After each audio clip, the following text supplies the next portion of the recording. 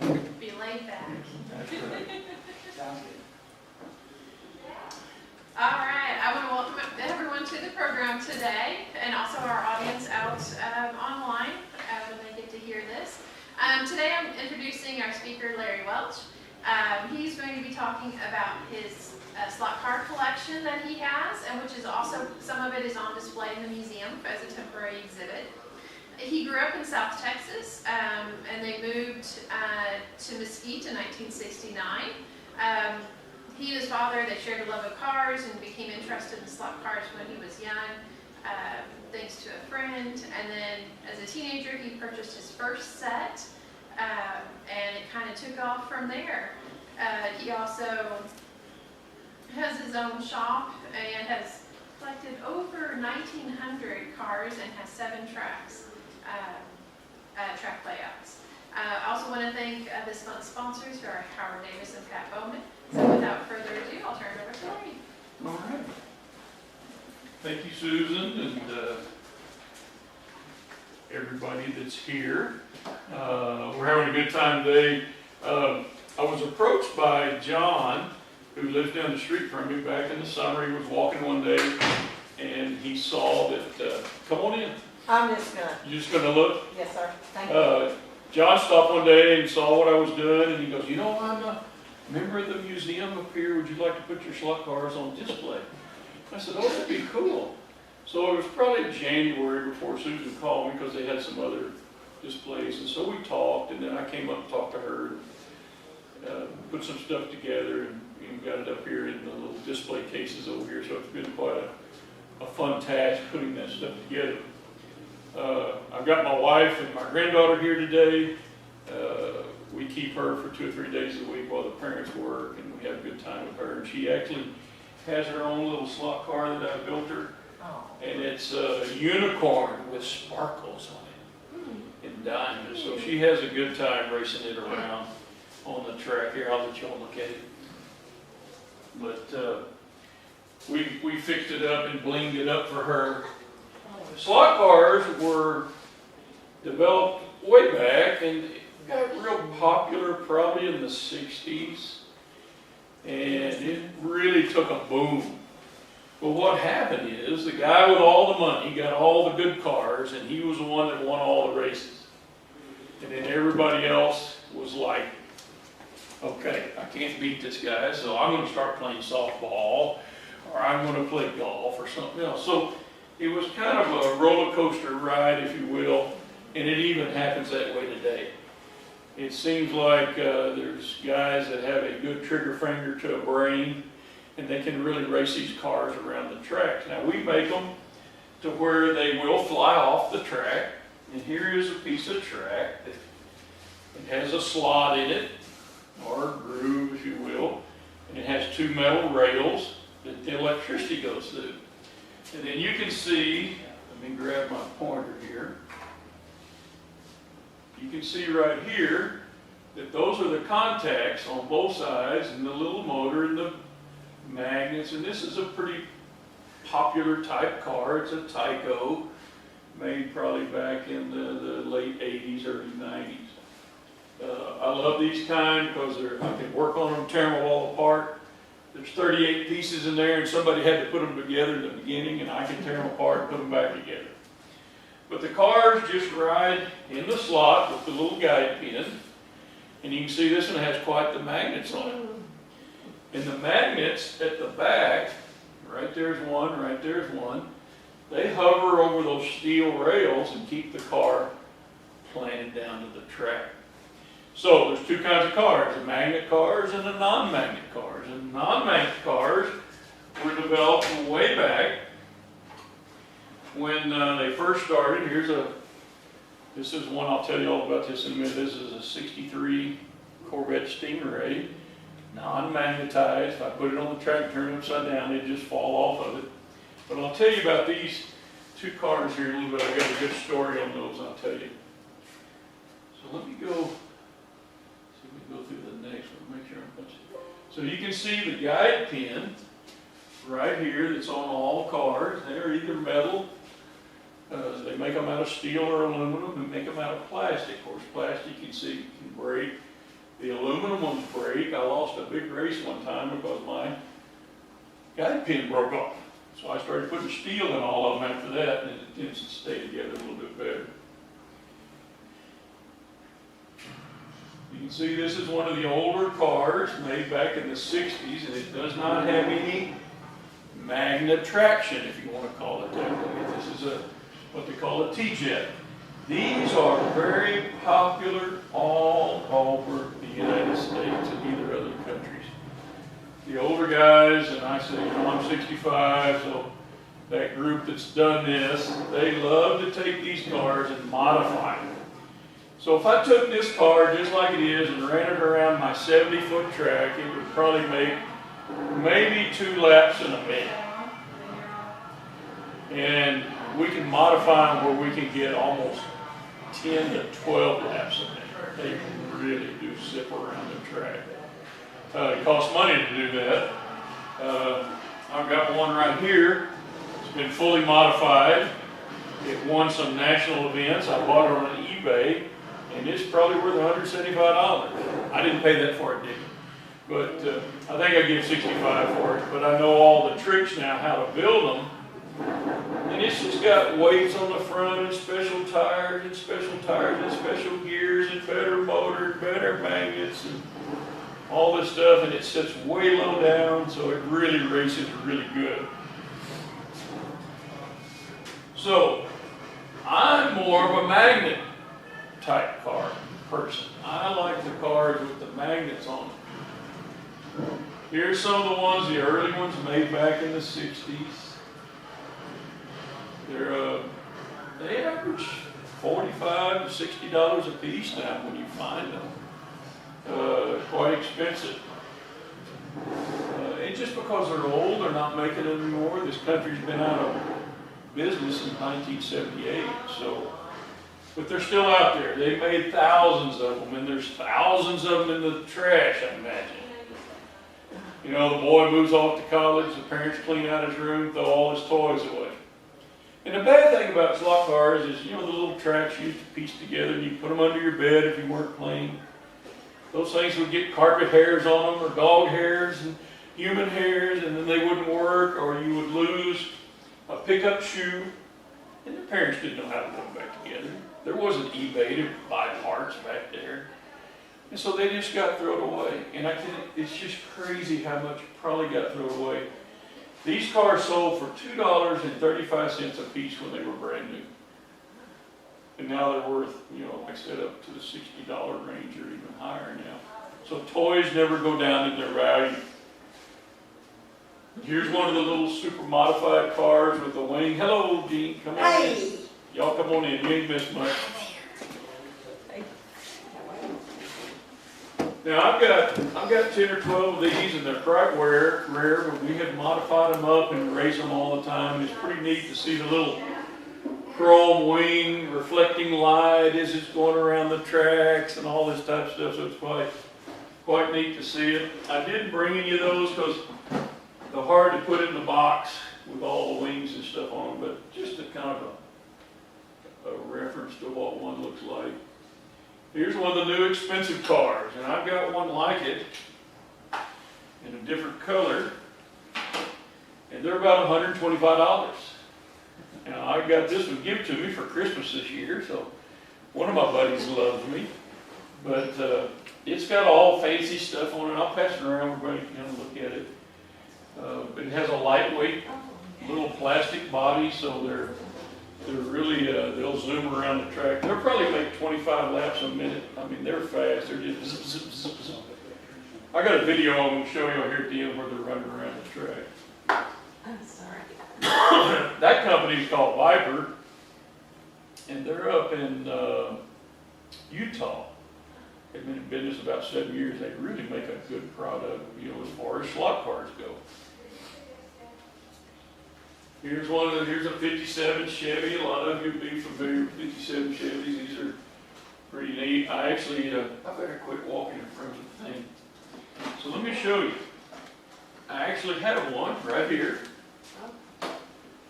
It's pretty neat. Got a little bit different chassis on it. And then I've taken the same car and modified it where I cut all the pieces off of it. So you can see the same car, one's just to look at, one's to race. So it's kind of neat to see how you can take them and change them up and make them faster, and make them look like hot rods, if you will, stuff like that. Nobody. Oh, sorry. Here's one of the new cars. This just came out a few years ago. They're really low down. It's really good detail of what the real race cars look like over in Europe and places like that. Even got the little driver's head right there, which is kind of neat. I actually have one of those, but I don't think I brought it today. No, but I've got some more here to show you. But these, when they came out, they were $24.95, and now they're $89.95. But they're really good cars, and they just will fly around the track. It's amazing. And we're always talking about money, my group of guys that come over.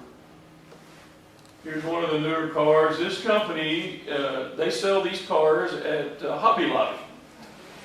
Now this particular indie-looking car is kind of out of production now, but this company's called Auto World. And they're up in Pennsylvania, and they make a lot of cars now. They're probably just the more reasonable. These are $19, and they run pretty good. You have to do a little work, a little tweaking on them to make them work right. But they're pretty neat. The only thing I don't like about them is when you hit the wall or something, it breaks the front wing off. And then you have to start getting the super glue out and fixing stuff again. But they're very fast, and they're fun. I know how to modify them and fix them up. Here's one of the older Indy cars, and they tried to mimic them off of, this car ran in Indianapolis back in the 80s. Michael Andretti, if you remember that name, ran this Craco car. Now, they have to fatten them up a little bit to get them to fit under those chassis. And what we call a chassis is just merely what it is. It's all the components that makes it work. And either the bodies will snap on it, or they'll have little screws that hold the bodies on there. This one, I just built the other night. It's quite fast. It is just a rocket. Heavier too. And it gets upwards to 250 degrees when it's running. I got a little thermometer we'll put on it, a little laser, and it'll tell me if it's getting too hot. But we were going to run it about 4 or 5 laps just to show people how fast they'll go with it. Ooh, it generates some heat, let me tell you. They even make motorcycles. I think my motorcycles are in the display case.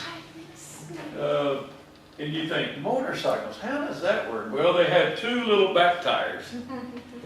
So it's kind of a tri-type setup. But when I was talking about the chassis earlier, there's like 38, 30, 40 parts in those things. And you can take it completely apart. And you can, this one I have level 52 traction magnets. That may not mean much, but that's the most powerful magnets they got. So you can almost hold it wide open around my track. It'll just fly.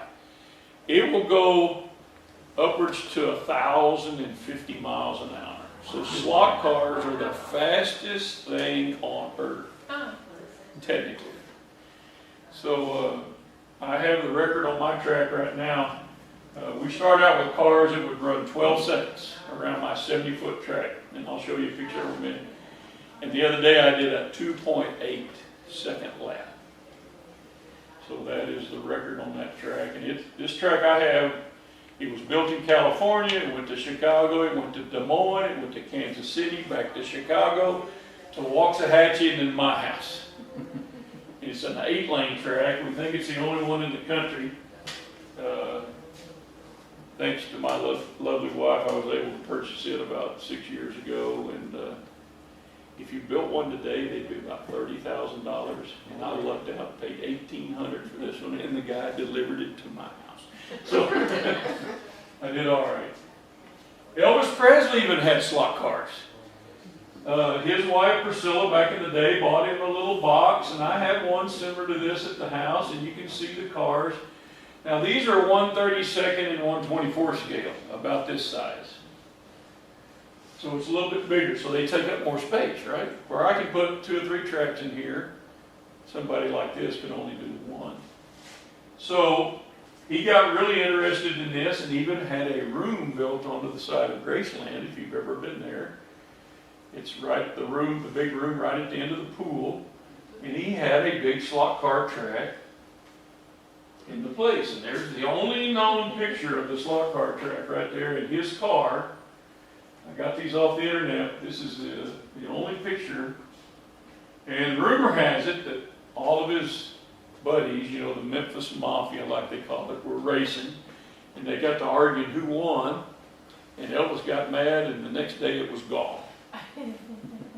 Some people say it went to the YMCA. Other people said it got destroyed. Some people say it's in storage somewhere. But they won't tell you. What I think what's interesting is me and Debbie went a few years ago to Graceland, and I found this picture on the internet, and lo and behold, there's Elvis's controller, right? You see it? And I found one on the internet just like his.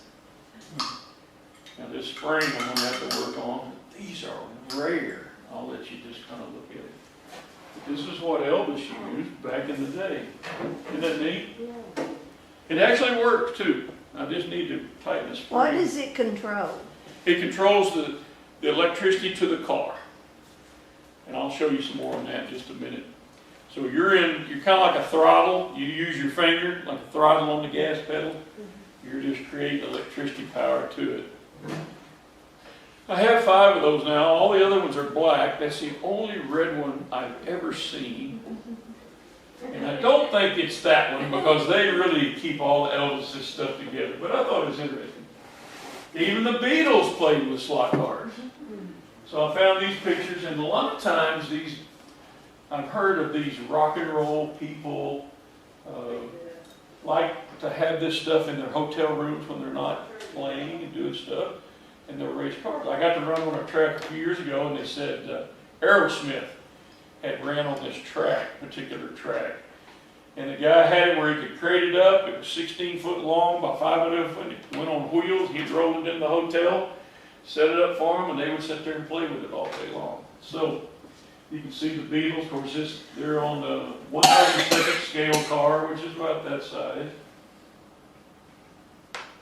Even Batman. If you remember the old Batman series back in the 60s, there's Adam West, and there's his aunt. So this was on one of the shows. At the end of the show, they ran it for 2 or 3 minutes.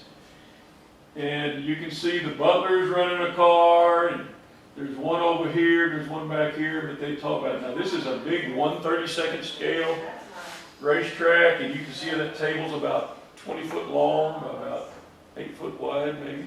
Takes up a lot of space.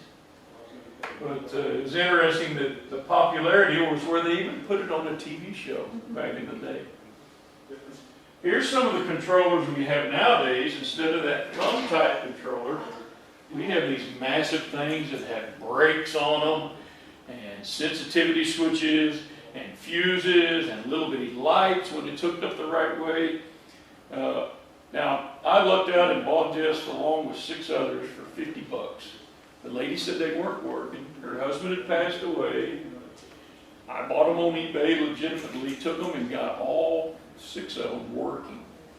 Now, this would retail for about $380, $400. So you can see the trigger. All of its high dollar, high temperature thing. And about 4 years ago, the company that made these burnt to the ground. The guys took the insurance money and left, and they don't make them anymore. I do have one gentleman I know that can work on them. There's a lot of soldering. And you really can't hurt it unless you ran over it with the truck.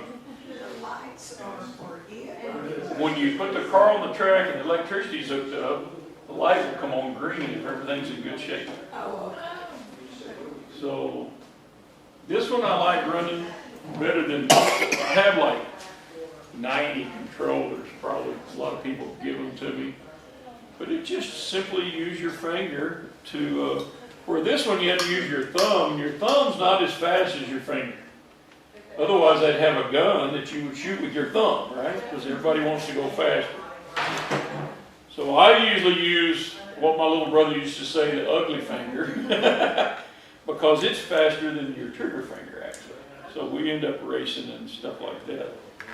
So it's, and I've got friends that have these, and they even have digital readouts that tell them the voltage, and they're just way expensive. All this heat sink stuff here takes the heat out, and I don't really know all about it except it just really works. So for really fast cars, I can pull the sensitivity up, turn the brakes off. For really slow cars, I can turn the sensitivity down where it's not as touchy. So basically what you're doing is when you hit this and the wiper goes across, you're feeding it electricity, a little bit more than, and wide open.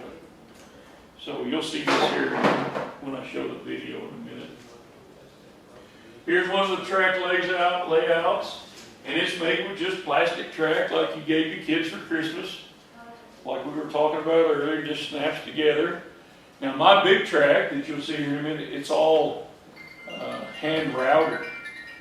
One big piece, so you don't have all this clickety where the joints are.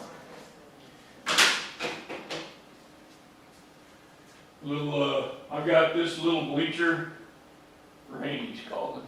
Did you see her? No problem. This little bleacher set, these things are $150 on eBay. They were made in the 60s. They're quite rare.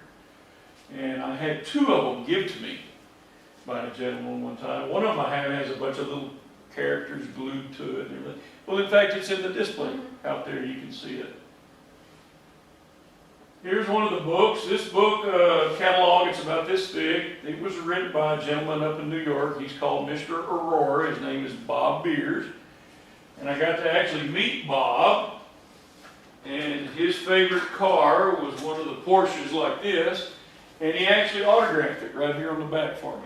So I got to meet Bob Beers with his favorite kind of car a few years ago. He's a cantankerous old gentleman, but he has a museum with nothing but Aurora slot cars in it. And he wrote this book so you can be a collector. He shows you all the colors and all the types, and I mean, it's 200 or 300 pages. Of course, I got him to autograph my copy of this too. So here's a big track that somebody's put together, and you can see that they color the lanes. So if you're running on a red lane, you'll put a little red sticker on the hood of your car, and if you fly out the track, the guy that's picking it up knows which lane to put it back in. So you can imagine what my track's like with 8 lanes. It takes quite a feat. Here's another little home track that we built years ago and ran on it for a while. Another type layout. Excuse me.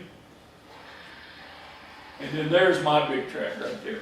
Oh my goodness. So this is 9 feet wide by about 19 foot long, and it's 8 lanes. Bless you. It doesn't do it justice. That picture doesn't do it justice. And I've got little trees on it, like this little area right here is Dinosaur Valley for her. There's all kinds of dinosaurs. And I've got some little tent campers right there. Even got Big Tex, and there he is right there. See Big Tex. So a lot of stuff is on it. We just got trucks and cars, and I got a little area right here that looks like a lake. We got a guy fishing out in the lake. What scale is that? This is HO. HO means half of O scale. So O scale was about like this, so HO was half of that. That's how they come up with it. So it's HO, O scale, 1/32nd, 1/25th, 1/24th scale. There's not much difference between 1/24th and 1/25th, just a little bit. Now, I've got a lot of cars. Oh my. So the funny story is, Debbie come up to me one time, she goes, you know what, you've been telling people you've got 400 or 500 cars for years, and I think you're lying. And I said, I'll tell you what, I'll just go out in my shop. So this was about 5 years ago, and I just disappeared for about 12 hours. She come out there and said, you going to go to church in the morning? I said, I'm still out here. And it took me that long to set all the cars out of my boxes on the track. And then it took me a couple hours to count them, right? So I'd count and lose track. So then I started putting a little piece of paper every 100 cars, you know. And So I came in the house later on, she goes, okay, were you lying to all these people? I said, nope. How many did you have? And I had it wrote on a piece of paper, 1,787 cars right there. So you weren't lying, you weren't telling them how many. I didn't tell them I had that many. I didn't think I had those. Now, I'll be honest, not everybody has a chassis under it. Every HO car made and sold had a chassis under it. But there's thousands of bodies with no chassis. We don't know where all the chassis have gone sometimes, but anyway, it happens. But there's 18 ribbons. Now let me make a little clarification. Everything you see in the infield is either a Hot Wheels or a Matchbox car. It's not a slot car. Only the cars on the track are slot cars. And I think I put some of my trophies back there, maybe in the back, I can't remember. I don't know if you can see it, there's the Goodyear blimp. It's on a little piece of wire sticking up so it's hanging. Now I got a big Goodyear blimp thing. Now this is at our old house. You can see my monitors right here and up here that have a computer lapping system on there.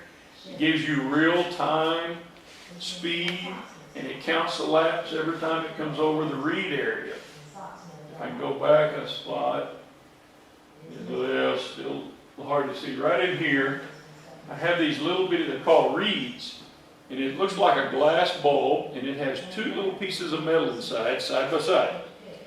And when the cars come over, the magnet causes those reeds to collapse, or touch each other, right? Which counts a lap. Goes to the computer and counts a lap and everything. And I broke those things. When we lived in Forney, the guy next door to me sold DeLorean cars. And in the gas tank, they have reed switches. Where the gas comes up, the float has a magnet on it. So it will indicate that read and tell you how full. So one day he brought me a whole bunch of them. And I said, thank you. Man, this is really cool. I've got a bunch of these reed switches now. So anyway, a lot of cars. Here's another track I have. Now I built this one in year 2000. So this thing is 23 years old. This was taken about 3 or 4 weeks ago. But me and my dad built this track out of wood that I went and got at the Home Depot, and I used my Christmas gift card money to buy all this. And we actually routed the edges, and I've got these little ferrules on the end. This is 16 foot long by 4 foot wide. So just 2 big pieces of plywood. That's the national event scale that they want you to use. And this is all plastic track, just like this. There's 120 of these 15-inch pieces on that, plus the curves. And those things are about $4 a piece. And I had a guy donate me a bunch, and I traded some Hot Wheels for some, and somebody else gave me some, and then I ran out and had to use some brown track and tried to paint them black. That didn't work, but here's some more brown track I had to use, but we finally got it built. And the guys love racing on this because it's a lot of fun. It's very fast, just phew, phew, phew, phew. We have a good time with it. This is my little, what I call my pit bench, where I work on my stuff. And Tessa, she helped me build this table one day, her and my grandson. And I got them to sign their name on the side of it, and we dated it.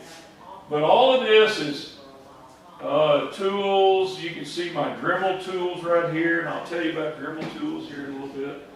I've got 4 or 5 of those. I've got a soldering iron over here. I've got a little dyno that I can put the cars on, and they run and turn this little wheel. Tell you how much power is coming out of it. And I've got paint thinner, and I've got oils, and lighter fluid, and cleaning, and alcohol. Just anything I can use to work on slot cars is right here. And if you go around to anybody's house, all the guys have something like this. It might be on a desk. Now I have a desk sitting right next to it on the left that almost looks like that too, because I can sit down or stand up. And if you're testing the cars, if you sit down and get up and walk over and test and come back and say, after a while, the thighs start hurting. So if I stand up and work on them, it's easier to move back and forth. This is my shop. You can see there's the pit table, there's my desk. I have all of those boxes you see that look like these are full of cars back here. You find a box at Goodwill for $5. You bring it home. I throw it in the swimming pool, let it soak for 2 or 3 days, wash it out at the car wash, and we'd use it for slot car boxes because they're kind of like fishing lures, right, in a way. So the boxes that you use for fishing works really good for carrying your cars around. Our daughter, which is now, how old is Rainey? Almost 40. She was about 7 or 8. We were at the lake one day, and she ran up to me. Now, I've been doing this for 40 years. She ran up to me and said, Daddy, those guys down there at the dock have slot car boxes, and they're using them for fishing. So it tells you how far, what she knew about that stuff. I got my refrigerator, my microwave, and the TV's up here where we can run old tapes. I got some tables we bought at the flea market so the guys can come in and set their boxes down and have at it. The shop is well insulated. It's got a lot of lights in it, so it's just a terrific 2,200 square foot, so it's quite a big place. So I have the big track in the front, and I have 3 tracks at the back, and then I have 2 drag strips. I actually have a drag strip, it's not hooked up yet, but I mean, it's like, you can run pro stuff on it. It's got a little Christmas tree, and it'll down, and the computer tells you how fast you got. And these guys build these cars that are just, you can't even see them. I mean, they go, shoot, it's over with, boom, it's gone. And then I have another track that I'm working on. And then I have another buddy of mine that has a 4x8 track on a rolling cart, if you will. He wants to bring it over where we can play with it sometime. So we're going to have a full shop. If I can get 10 tracks, they'll put me in the Guinness World Book of Records as having the biggest slot car shop in the whole United States. And I'm almost there. 7 tracks. So we're going to try to get into Guinness. The other thing we want to try to do, I know we're getting old, we want to try to run the 24-hour, as many laps as you get 24 hours. We figured the other day we got to run 20 laps a minute for 24 hours to get the record. So it's going to take like 10 or 12 of us, some of us sleeping, some of us racing. If the car breaks, you're going to have to go faster than that, right? If you have to work on it. So we're going to see that record hasn't been broken in many, many years, maybe 30 or 40 years. So I don't know how, but we're getting older now where a lot of us maybe can't stay up that late anymore. Debbie got tickled at me. She goes, aren't your slot car buddies going to come over and help you move your tracks from 40 to Greenville? And I got to thinking, I'm 65 and they're all older than me. So no, we had to do something else, so. And that's my color, Optic Yellow, which is like a tennis ball, right? Now if you go by the paint at Home Depot, it's called Key Line, but I like Optic Yellow. I think it sounds better. So I took a bunch of the cars and I had duplicates of them and I painted them all that color because I can see it when it's running around that track. One of my buddies has orange, another one has white, and another one has blue, the 4 guys that I really race with. So I chose this, and I thought it looked pretty neat. Did I bring one that was painted? I didn't even bring one that's painted off the yellow. Wow. I was trying to think everything to bring, and I left some stuff. Anyway. So this is basically our class of cars. We know that this is a Roadrunner, this is a Charger, and that's a van, there's a pickup truck, and we have different tires on the back. So we'll line our classes all up and we'll race them. And whether we do 1 lap, kind of like a drag race around the track, if we got enough people, what they call corner marshal, then we'll run timed heats and actually race for championship points. Let's see if this will go. All right, so here, if I can get this to start, Susan, can you run the mouse? I think if you go right down here and hover over that, I think you can hit the little arrow. I thought I had it where it would start automatically. So this is back in January for my birthday. You won't do it? Oh, there it goes. It may lag a little bit. But we had 22 guys there racing. 8 at a time. You can see the cars coming around. Now again, it's lagging a little bit. Like I said, we've got little colored dots on each one of the cars, so you know which lane to put it back in.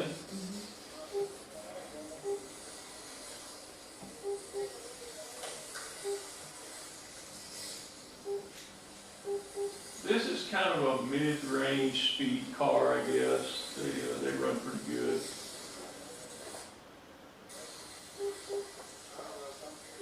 My computer, I printed these off or put it over as a raw. It's like a gaming computer, so it doesn't lag. And what's fun is when the cars come off the track, they fly up into these other cars and they have trouble finding them, which makes it funner.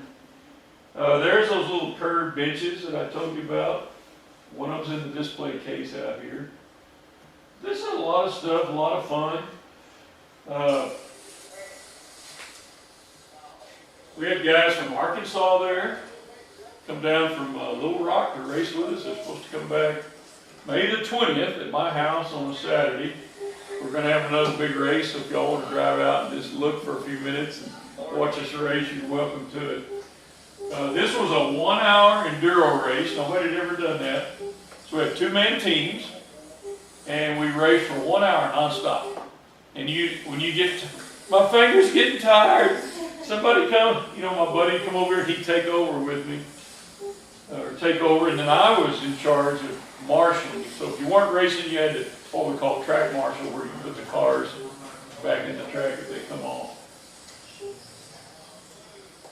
So it was a lot of fun. Me and Tessie will sit out there some nights for 2 or 3 hours.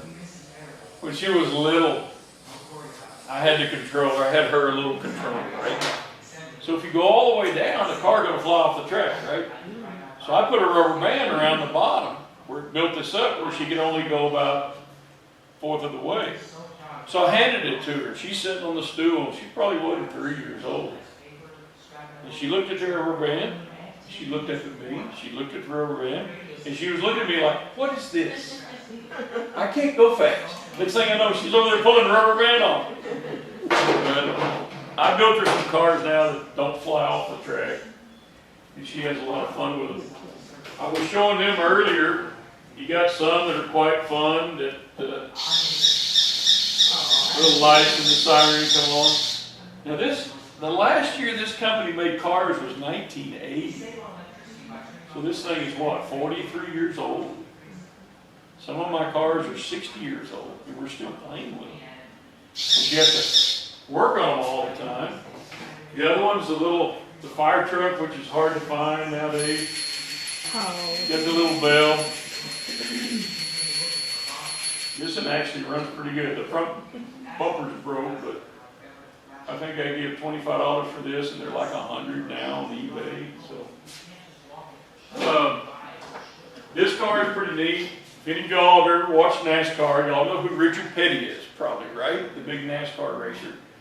This is a body patterned after one of his cars. And on the bottom down here, I have Elvis wrote on it, so I remember. So this car had its picture made on Elvis's big wrought iron gates. It's been to Pikes Peak. It's been to Mount Rushmore. It's been to Crazy Horse. It's been to the St. Louis Arch. It's been to Chicago. It's been to the top of what used to be the Sears. So our buddies, when they travel with a slot car in their pocket, and they'll set it up somewhere and take a picture. And they'll email it to us. So I'm over there at Elvis Presley's place. Of course, the magnet helps because it just sticks on the iron gate. So what you doing? I said, I got to send a picture. So she's up there on Pikes Peak at the top, holding the car like this. I'm taking a picture. So this car it's been everywhere, man. It's been quite fun with this. Now these two little cars.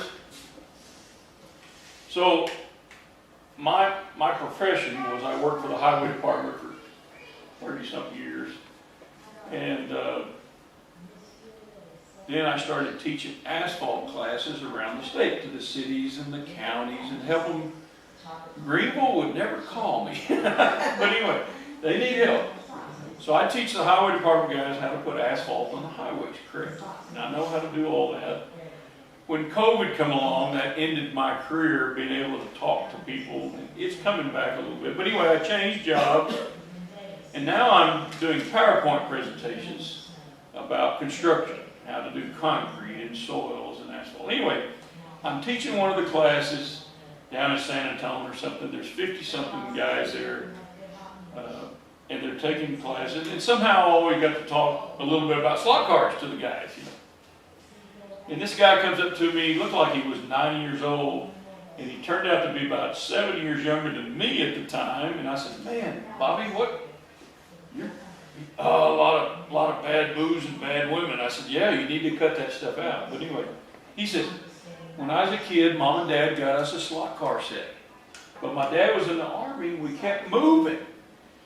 And by the time it would get to us, Dad's moving to another place. He said, we got it when we was like 13. We never got to play with them. Because we kept going to Germany and then here and there. And by the time we done boxed up, Mom's saying, box it back up, we got to move again. He says, I'm going to go to Mom's house. If those slot cars are still in the attic, I'll send them to you. So about 2 months later, I get this little package in the mail. There's 4 of these lined up. And he didn't spend no money on packaging. I can't believe that it get broke. But they were these little cars made in the 60s. This is a 55 Chevy, but anyway, the Corvette. And he says, thank you for helping me on teaching me about asphalt where I could pass my class and all that. You can have these. And I almost started crying. And I mean, they're so old, I wouldn't open them for a long time. But even the foam down the side is just deteriorated. And the bottom coppers all turn green and stuff. But I leave them just like it is because they only get this way once, right? So my neighbor had to have one of them. Oh, he just begged me because he used to have a car like that. And so I gave him, traded him one for something. And then I've got the other 2. And then another one went to another friend of mine, and he's kept it just like this on his shelf in his living room. I mean, it's like valuable to him. This is a car I told Susan a while ago. I said, hold out your hand. She did. I said, that's $380. And what's unique about this is everybody gave me parts to build this car correctly. And I didn't have to spend nothing on it. The only thing that's not original is the little body. And I got one that looks just like it and painted it just like it. But it was an attempt back in '68 to build a car that would really fly around the track. And it did not work. Now, for years, I didn't have the motor that goes in it. And they're a couple $100 on eBay. So, about 5 years ago, this guy gave me a track over in Bedford. And we go to get it.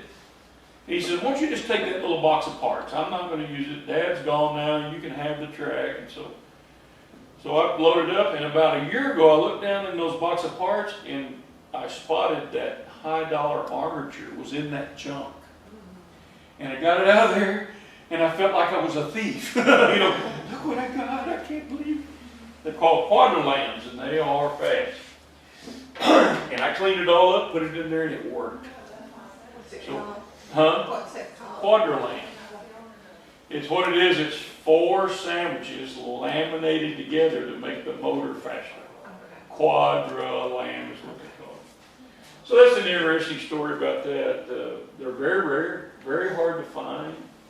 I told Debbie, if anything happens to me, honey, don't just give this stuff away.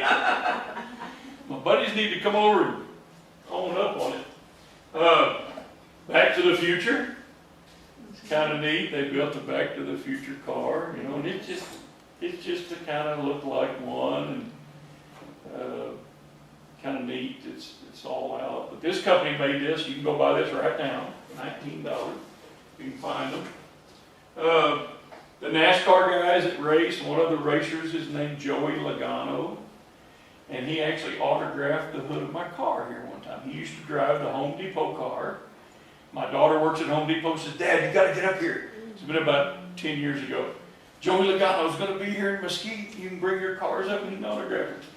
And I got to talk to him right there, but you can't even hardly see his name, and you couldn't even read it if you. He's left-handed. Can you see the black on the hood a little bit? So, but I got an autographed car. It's pretty neat right there on the hood. And then he went to drive the Pennzoil car now, but he was fascinated with my slot cars. I said, man, I got a big track at my house. Come on over. And he gave it to her. Now, one more that's pretty, I don't know if y'all have ever heard of Jim Hall, lives in Midland, Texas. Jim Hall's 88 years old. And he raced these, what they were called Can-Am type cars back in the 60s. And so I was all excited. I told David, I said, man, I'm going to Midland to speak all week, teach classes. And I'm going to find Jim Hall's shop. So I talked to somebody, said, yeah, it's about 5 miles south of Midland, out there in the middle of nowhere. And boy, he was right. And this little compound's there, all fenced up. Jim Hall race called Chaparral Race Cars. And so I'm looking in the window at the pictures, and all of a sudden the door keys start rattling, and the door opens. He goes, I'm Jim Hall. Can I help you? And I look like Lucille Ball. It's really Jim Hall. What do you want? I'm trying to get out of here. I said, I just drove out here from Dallas. I'm teaching asphalt. I want to look through the pictures. And I said, I understand that you have a big racetrack behind this place out in the desert. He goes, I do. Come on. And I went, oh, I started shaking. He took me in his office, and there's a big picture, aerial view of the racetrack. It's called Rattlesnake Speedway. He built it in '57. His dad was a big oil man, so they had oil money. He built this test track, 2 miles. And so his cars were better than anybody else's because he got to test them before he ever took them. Now, they won Indianapolis with Johnny Rutherford from Fort Worth back in '83, '4, '5, somewhere in there. Those cars are on display. So if you go to the Petroleum Museum out on I-20 there in Midland, they have a whole wing dedicated to Jim Hall, and all his cars are in there. And he autographed the wing on my car. So this little car becomes priceless. Jim Hall. Oh, I see that. And I put tape over it so nobody would rub it off, you can see. But anyway, this was one of his cars he designed, and I said, Jim, will you sign my car? And I pulled this one out of my car, and I said, this is my favorite. He looked at me and said, that was my favorite too. And he let me sit in the real car. I didn't fit real well, but he let me sit it. Jim's not very. So I got a couple autograph cars, it was pretty neat. I got a couple of gold cars. These were actually made in '71, and they are brand new. And I lucked out and found these. Now, they didn't have chassis, but I put chassis together that mimicked, or probably exactly what came underneath them. But these are actually a gold plastic plated. They're probably $75 a piece. I think I picked both of them up for $20. Sunday mornings are a good time to look on eBay because not a lot of people up, because not everybody goes to church like we do, right? And I'll get up early in the morning sometimes, and you'll find stuff on eBay that you can pick up because there's nobody else bidding on them. So those are pretty neat little Can-Am cars that are fun. I've got a couple of Richard Petty little T-Jet cars. This one says 150 on the bottom, that one says 125. And these were cast resin.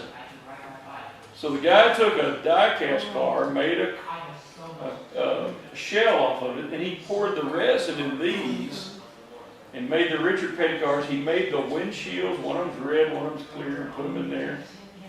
And so I've always, these are some of those that gentleman passed away and his wife left the cars to us.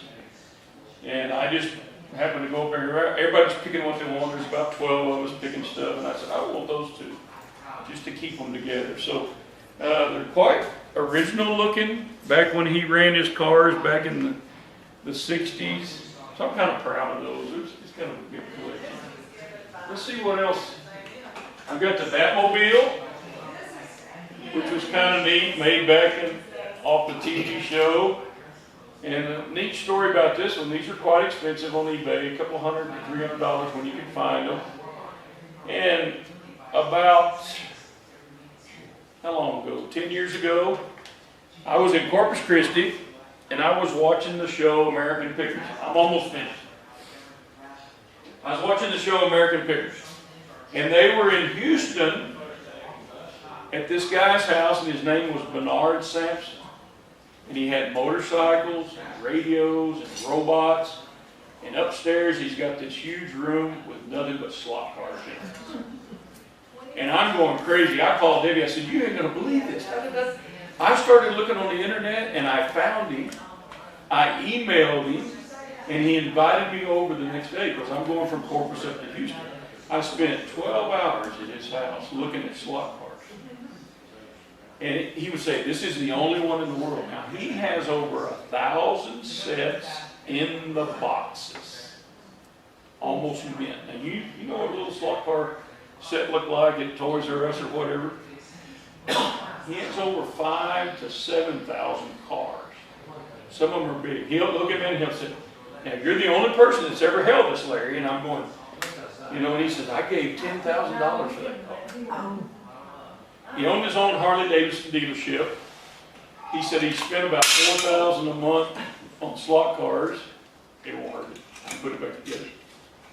But he used to date, what was the lady on the Popeye movie? Way back when Robin Williams, man, I went blank. She played in The Shining. Yes.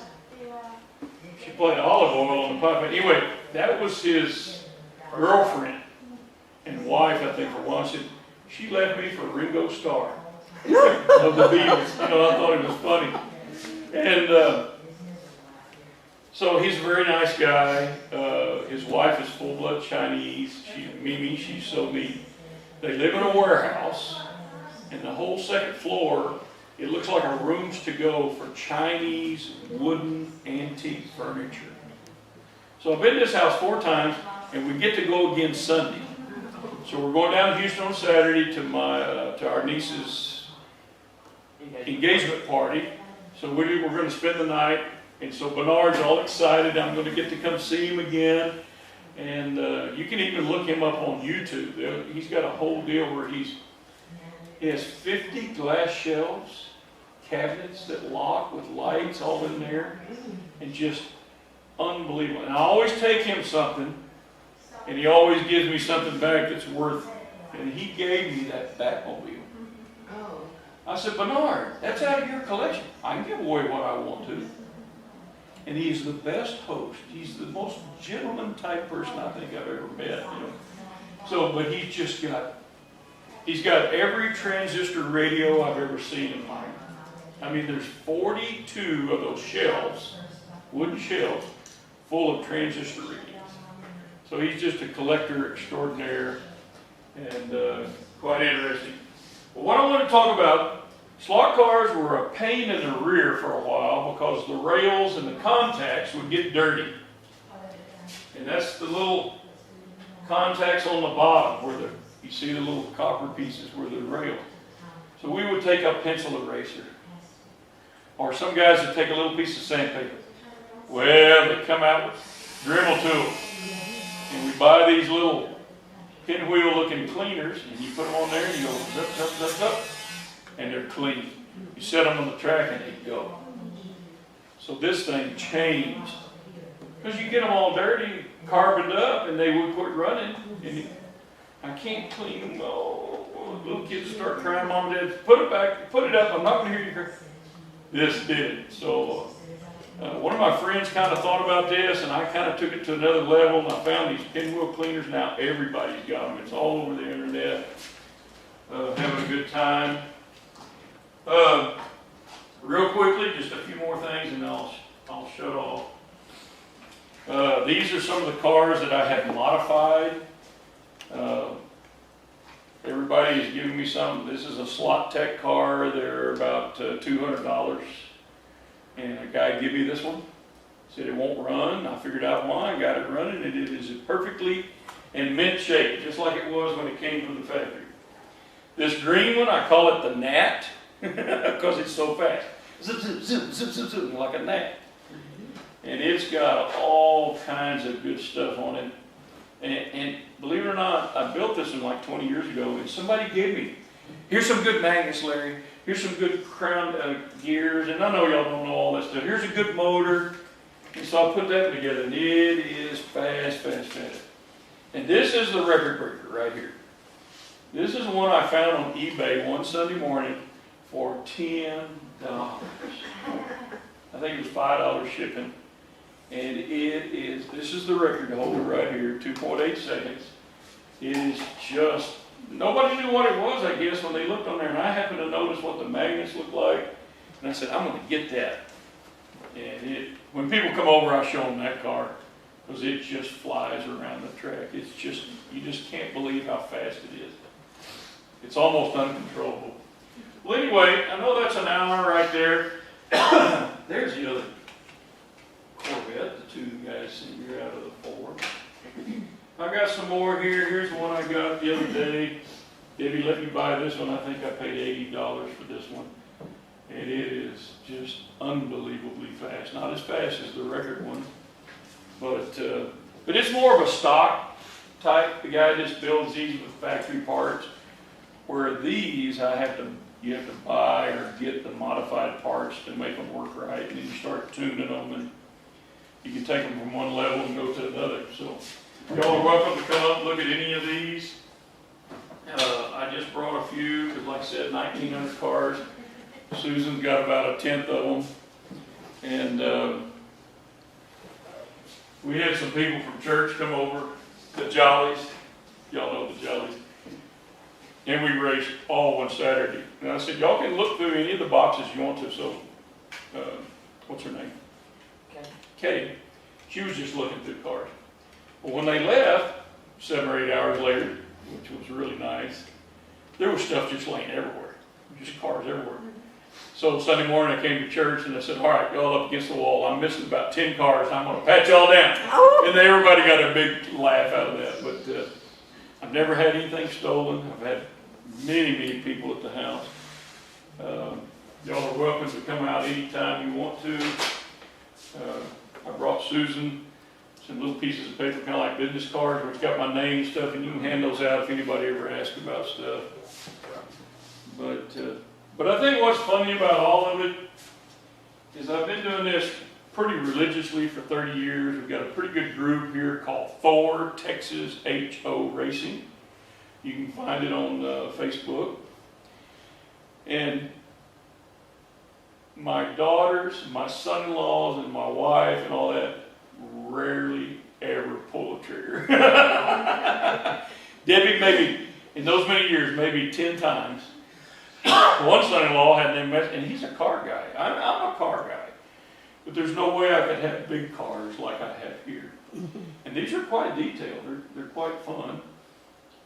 But like I said, most of the stuff's been given to me. I've been really fortunate. You treat people like you want to be treated and be nice to them, and it'll come back. Not that you're looking for it, but that one track I've got, I've been asking the guy for years, you going to sell that track? Yeah, I want $1,000. I'm not going to give you $1,000. And that's the one about 5 years ago where his stepson called me and said, Mark's dead. He's passed away. If you want the track, you can come get it. We had to dig it out of his garage. It took 3.5 hours to get it out of his garage. Everything had fell on it. But it was built in 1964. It was in a hobby shop over in Oak Cliff for a long time. And it went to several people. And now I have it and I'm rebuilding it. It's almost like rebuilding an old Model T. I've got it in there and I've been working on it little by little, trying to get it back together. And I'm on the last stage of getting it together. And everybody wants to go. And there's even a guy in Germany that's watching me on Facebook to see when I'm going to get the action track finished. So it's fun stories. If you do it long enough, it's a good time. Well, I thank y'all. Yes, you got questions? Yes. Your chassis that you passed around that had no car on it. Right. Did you say you put it on the track and ran it? Yes. So you can run the chassis without the... Yeah, you can see how strong the magnets are. Okay, that's what I was trying to understand. Yeah, you can run these around without the bodies on them. Oh, okay. A lot of times we'll test them like this. That was confusing the heck out of me. I'm sorry. Because you said that, I thought, I had to have heard him wrong. Yeah. But it does run. Well, there's people that make the back tires. There's people that make the front tires. There's people that just make motors. So you just tried it out? You before try it out, and then when you get it like one, two, you can put a body Yeah, on you it put if you the want to. body. Yeah. Okay. A lot of times I call these trader queens because we usually just play with them a little bit and just put them on the shelf for people to look at. You know, they don't burn their finger in. Yes. I've now enjoyed the whole thing. Thank you. Thank you. I have two questions. All right. First question is, do you guys race for money? I mean, is there a play? No. Nobody. There's never been any alcoholic beverages, and there's never been any gambling in my place whatsoever. What I mean by racing for money, like having like they do in NASCAR. You know, you. If you go to they have a big event up in Pennsylvania, HOPRA, H-O, Professional Racing Organization, whatever it is. And every June, they rent a big hotel and bring the tracks in, and they do actually have cash prizes. But basically, there used to be a little place in Plano for a few years. We'd go up there and race on Thursday nights, and he'd give you what you call a win slip. So, okay, first gets a $5 win slip, second gets $3, $2, and then you had to take that and spend it at the place. So if he give you a $3 win slip and you bought $3 worth of stuff, he only paid probably $1.25 for all that, right? Because he's got markup. And so that's kind of how they did that. I was looking through my stuff the other day, and I still got some win slips that I never cashed in from 25 years ago, you know, but that's kind of how they did it. And my second question is, on these tracks, to help keep the cars on the tracks, do you guys build banks like they do in actual racing? You can, but they really don't work. Because there's no suspension on a slot car like an automobile, so there's no ground effects. It's the magnet effect. Okay. So really, I can go just as fast around the flat track as I can a bank track. We did build a bank track one time, and the guy up at the top had the advantage because there was a guardrail there, and he could run the guardrail around. So we took the guardrails off, he started flying off as much as everybody else. So the bank tracks draw people when they first see them. Oh, I want to go to that track. And then when they start racing them after a while, it's not that much fun. So we just don't do bank tracks. And for many, many years, everything had to be flat. There was no tunnels or over. And now this guy from California, if you go online, you can look up Brad Bowman or Brad's Tracks. And you can go down there and find the Roval, and it'll have my name out there.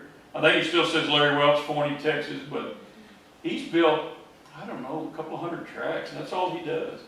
He's got a CNC machine. He sets that big piece of, it's about this thick, PVC, it's gray. He'll put it in there, set his track layout on the computer, and then it'll just cut all night long. When he used to do it by hand. So my track was built by hand back in the day. So There is a gentleman here in town, his name is Gabe Medina, and he's built two CNC machines. oh wow. So, and he's got 6 3D printers, and that's what he used to build Yes. the CNC machine. Now there's guys making bodies now for these cars with 3D printers. They'll scan them and they're selling all over eBay now, about $12 a piece. They're all white. You got to paint them, but they're a little hard to paint because that plastic does weird stuff sometimes. I don't think I have one of those. No.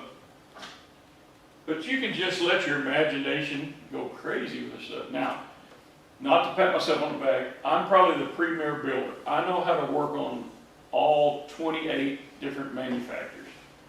Where some of my buddies, they just want to mess with T-Jets, the little bitty non-magnet ones. And this guy can do that. And Debbie knows a couple of my friends, they've never taken a car apart. Sometimes I'll just sit in my shop at night just cleaning all the shoes so they look brand new. And my buddy, he'll put that junky old car on my track and beat us every time. He's good at it. We used to race, I think we raced 47 straight Saturday nights years ago when I first started doing this.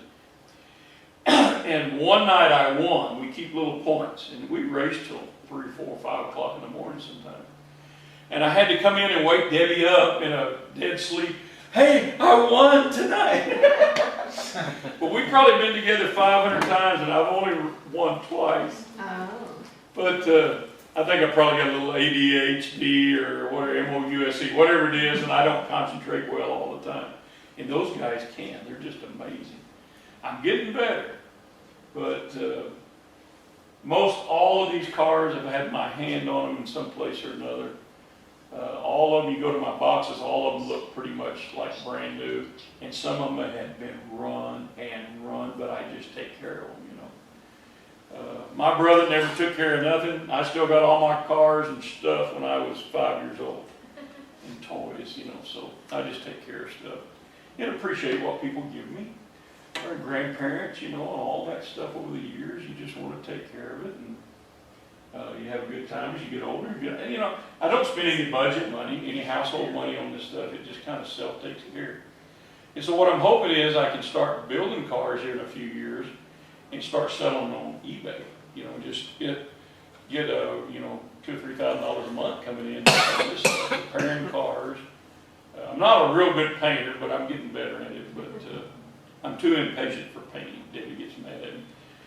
She sees me with a brush in my hand in the house, she'll darn near get the gun out to shoot me now. But anyway, I've talked long enough. I'll stay here as long as y'all want me to answer questions, but I appreciate it. Thank you very much. Cool, It's been fun. thank you. Awesome.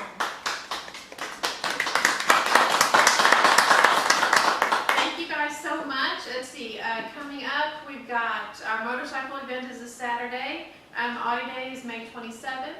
And then next month's LBS, Ron Robinson will be here and he'll be talking about Vicksburg.